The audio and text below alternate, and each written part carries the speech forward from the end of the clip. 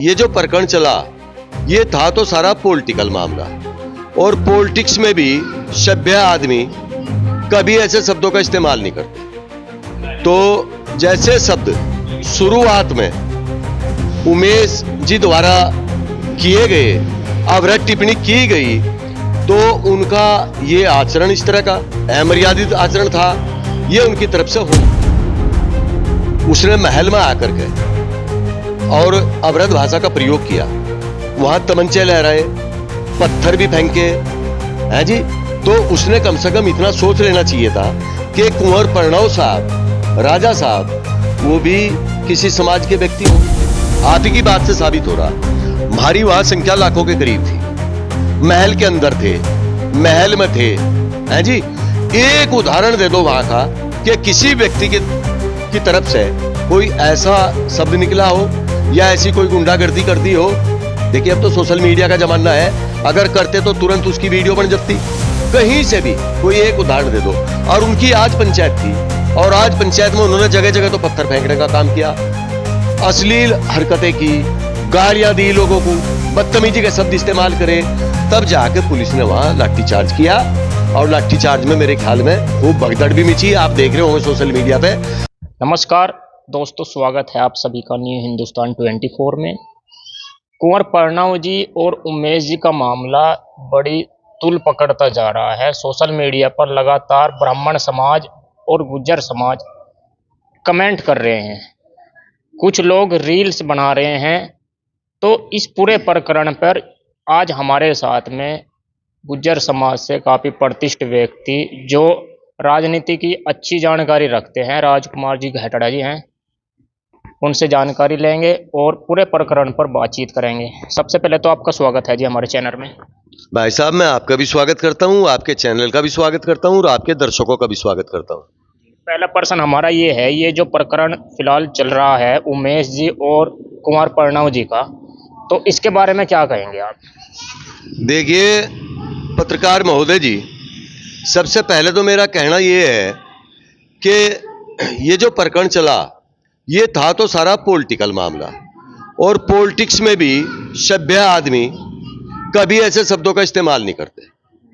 तो जैसे शब्द शुरुआत में उमेश जी द्वारा किए गए, अवरत टिप्पणी की गई, तो उनका ये आचरण इस तरह का अमर्यादित आचरण था, ये उनकी तरफ से होना नहीं चाहिए था। उसके बावजूद इलेक्शन हुआ, और इलेक्शन में चलो हम ये कहें कि हमारे राजा साहब हार गए और वो जीत गए, उमेश जी। हार जीत तो देखो लगी रहे, पॉलिटिक्स का तो एक खेल होता है। वो भी 4 बार विधायक रहे, उनके पिताजी विधायक रहे, तो एक सम्भ्रांत परिवार, सम्मानित परिवार, और जिसमें पहली बात तो यह है कि वो सर्व समाज के राजा हैं। हमारे समाज के नहीं, सर्व समाज के राजा रहे। और हमारे समाज के विशेषकर इसलिए कहा जा कि भाई हमारी जाति के सिरमौर हैं, हमारे समाज के सिरमौर हैं। तो उनके बारे में शुरुआत की उमेश जी ने, और उमेश जी लगातार करता रहा इस काम को। चलो फिर फेसबुक पे हम कोई ज्यादा उसमें बारीकी में नहीं जाना चाहते, हम ये कह रहे कि चैंपियन साहब की तरफ से भी कोई ऐसी बात हुई होगी जो उन्हें बुरी लगी होगी। हम उसके भी पक्ष में नहीं है कि चेयरमैन साहब ने, चैंपियन साहब ने, राजा साहब ने उनके बारे में कुछ गलत टिप्पणी कर दी, हम उसके समर्थक नहीं है ना, हम उससे अच्छी बात कह रहे। लेकिन वो वहां तक तो ठीक था, वहां तक चल रहा था। चलो इनका ठीक तो था नहीं, देखिए ठीक तो इस मामले को कोई कह ही नहीं सकता, लेकिन वहां तक चल रहा था जहां तक वो एक निमड़े वाली बात थी, उनकी दोनों की प्रतिद्वंद्विता की बात थी। बाद में इस तरह के टिप्पणी उमेश जी ने करनी शुरू कर दी कि वो जो हमारा महल है, रंग महल जो है, जो हमारी धरोहर है, हमारे समाज की धरोहर है, उसके बारे में कह दिया कि इसमें मैं आग लगा दूंगा, मैं ये कर दूंगा, वो कर दूंगा। तमंचे लेकर वहां पहुंच गए, तो वो देखो पूरे समाज ने बुरी लगी, और पूरे समाज ने क्या, सर्व समाज ने बुरी लगी। अभी आज की बात बता दूं मैं, कल हमारी, मान लिया वहां हमारी मीटिंग हुई थी, पहले हमारे समाज की पंचायत का ऐलान कर दिया गया था चौधरी वीरेंद्र सिंह के थ्रू। उस पंचायत में भी ये आगाह किया था सभी को कि भाई देखो कोई भी इस तरह का काम ना हो जिस पर समाज में उंगली उठे, या महल पर उंगली उठे, या राजा साहब पर उंगली उठे। ये आगाह कर दिया था। और सारे समाज ने मर्यादाओं में रहते हुए वो अपनी पंचायत करने का काम किया था। लेकिन उसके बीच में ही वो पंचायत हमारी स्थगित हो गई थी, किसी कारणवश स्थगित हो गई थी, तो कर दी। कोई आपने देखा हो पूरी सोशल मीडिया पे किसी गुज्जर समाज के व्यक्ति ने या उनके किसी समर्थक ने कोई ऐसा काम कर दिया हो जो ब्राह्मण समाज को बुरा लगा हो या उनके बारे में कोई ऐसे शब्द कह दिए हो? किसी ने भी नहीं किया।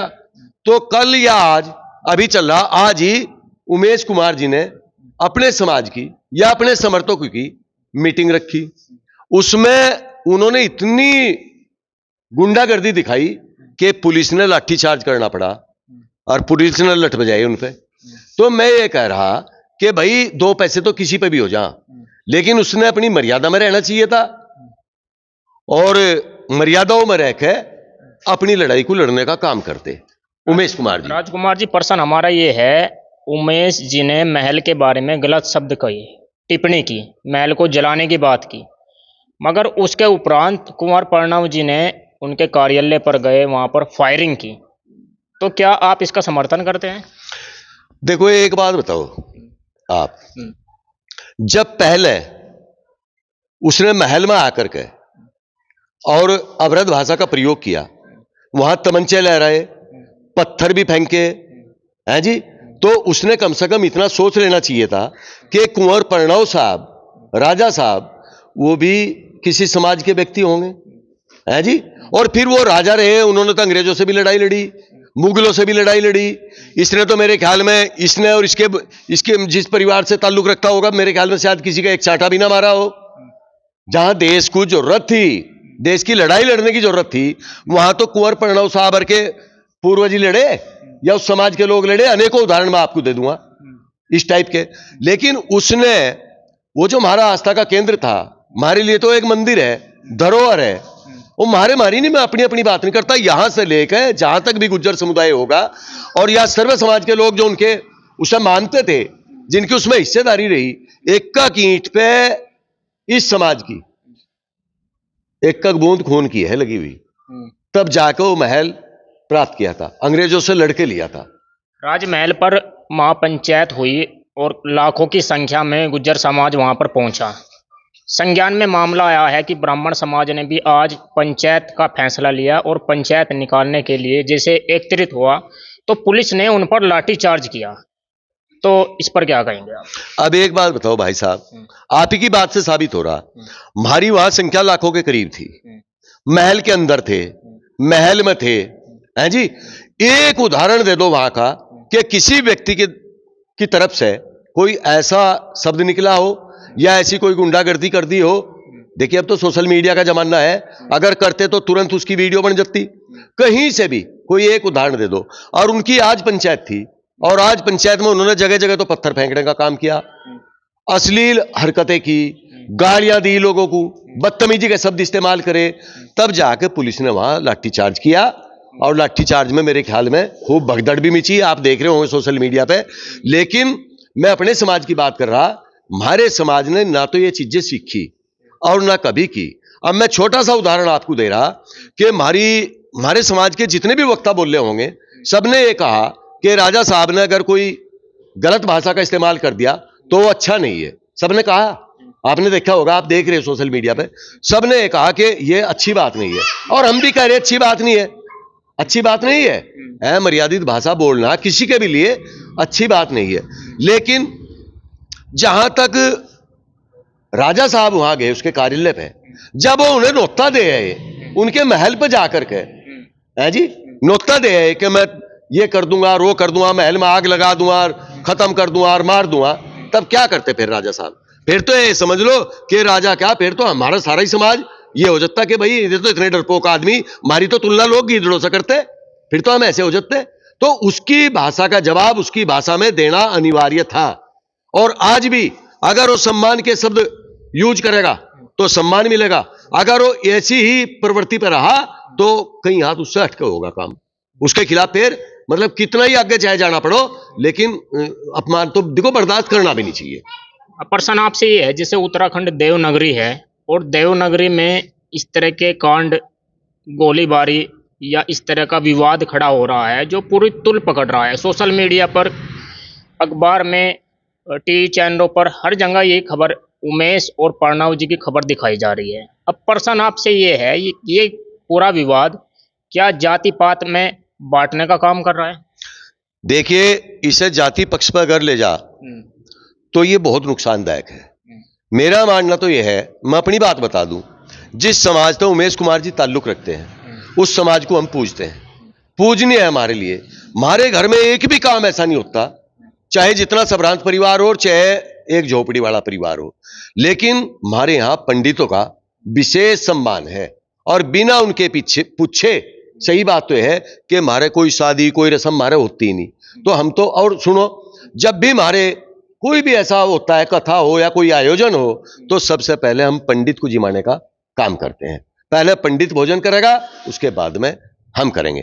तो जहां तक ब्राह्मण समाज की बात है, हम तो उनको पूजते हैं। हमारे लिए तो सम्मानित समाज है पूरा का पूरा, आज भी है और पहले भी था। हमारी समाज से कोई बात नहीं थी, बात थी केवल उमेश से, और उसने भी अपनी बात को राजा साहब तक रखना चाहिए था, प्रणव तक रखना चाहिए था।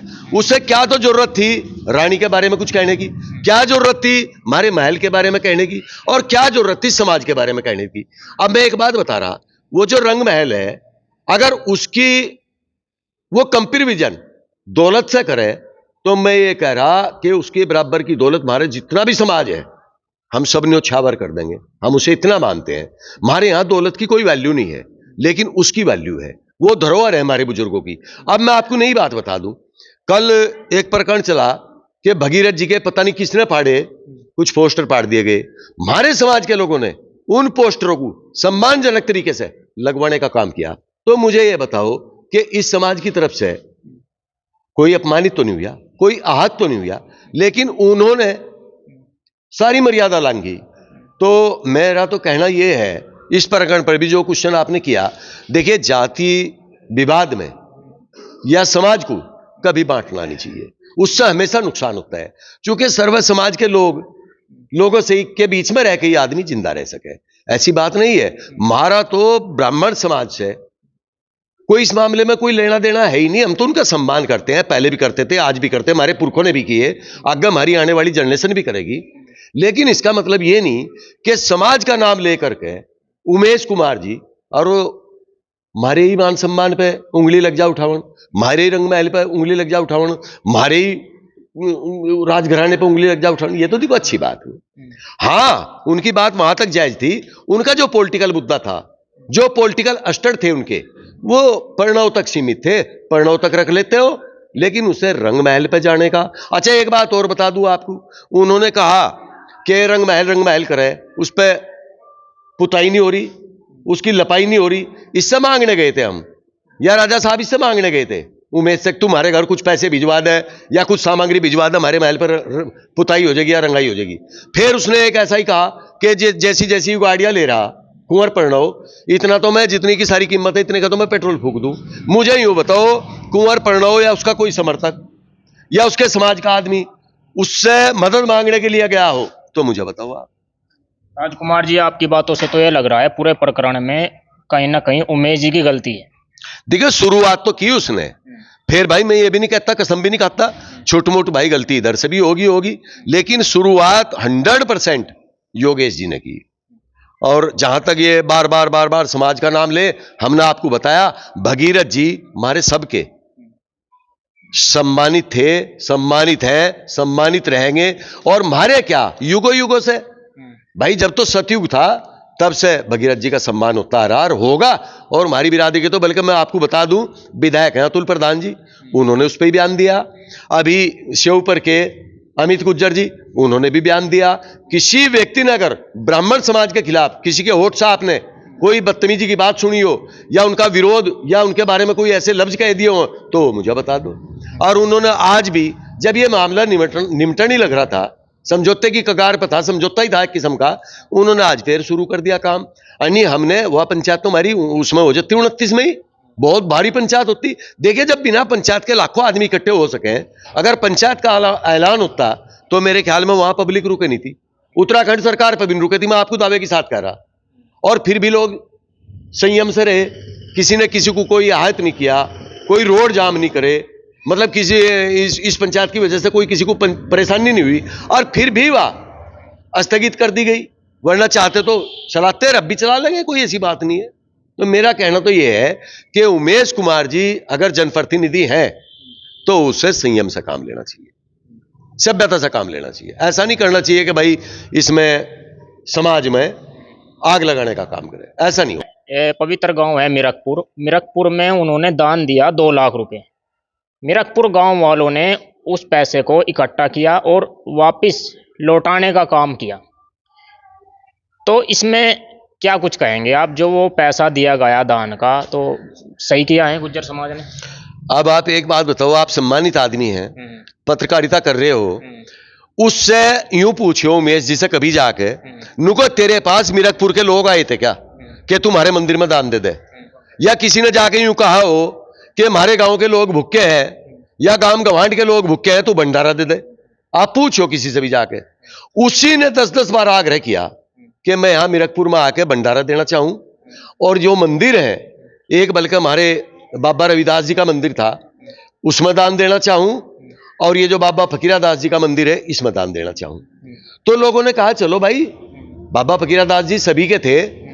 अब ये तो नहीं पता था कि इतनी घटिया सोच का आदमी, या इसकी ऐसी सोच है, कुबुद्धि भरी हुई इसके अंदर। इसने जाकर वहां भंडारा भी किया, और जो बाबा रविदास जी का मंदिर था उसमें भी दान दिया, और इसने वहां भी दान दिया। और उस दान देने के बावजूद अब ये जो हुआ इनमें तू मैं, तो इस पे इसने वह बात कह दी, अरे लोग तो जो पवित्र लोग हैं ना, जो मंदिर में परमपिता परमात्मा के नाम पे या बाबा फकीरादास के नाम पे या गुरु महाराज जी के नाम पे, रविदास जी के नाम पे जो दान दें, वह तो यूं कहते हैं हम तो रसीद भी नहीं कटवाते। भाई ये लड़ाई लड़ता तो इसे इतना कच्चा सौदा थोड़ा ही समझ लिया कि इसी की वजह से मीरकपुर चल रहा या इसी की वजह से हमारा मंदिर चल रहा। वहां तो वह क्षमता है कि अगर ये कहना ऐलान करके कि मेरा एक मंदिर बनवा दो या मेरे यहां भंडारे दे दो, मैं यूं कह रहा 100 भंडारे दुआ लो, हमारे पास 100 के 100 दे देंगे। और किसी से ये नहीं कहने कि हम उमेश जी की नगरी पे या उमेश की कोठी पे जाकर भंडारा दे गए। हम तो ऐसे समाज में रहे भाई। तो ये कितनी घटिया मानसिकता हो सके इसकी। अरे लोग तो भंडारों में, भाई साहब आप साकुंबर जाके देखियो, अमरनाथ जी जाके देखियो, हाथ जोड़ो खड़े रहे, खाने वाले नहीं मिलते। तो इसकी ये कितनी घटिया मानसिकता थी, बताओ इसमें कौन सा पॉलिटिकल गुण है या ये कौन सा ये आध्यात्मिक है। चलिए, तो आज पूरे प्रकरण में कुंवर प्रणव जी और उमेश जी का जो प्रकरण तूल पकड़ रहा है उस पर बातचीत की, और बातचीत करने के लिए आज हमारे साथ में राजकुमार घेटड़ा जी थे। इस वीडियो में इतना ही। मिलते हैं आपको इसी वीडियो के साथ में, तब तक के लिए चैनल को सब्सक्राइब करें, वीडियो अच्छी लगे तो लाइक करें और कमेंट करके बताएं कि आप ये वीडियो कहां से देख रहे हैं। धन्यवाद।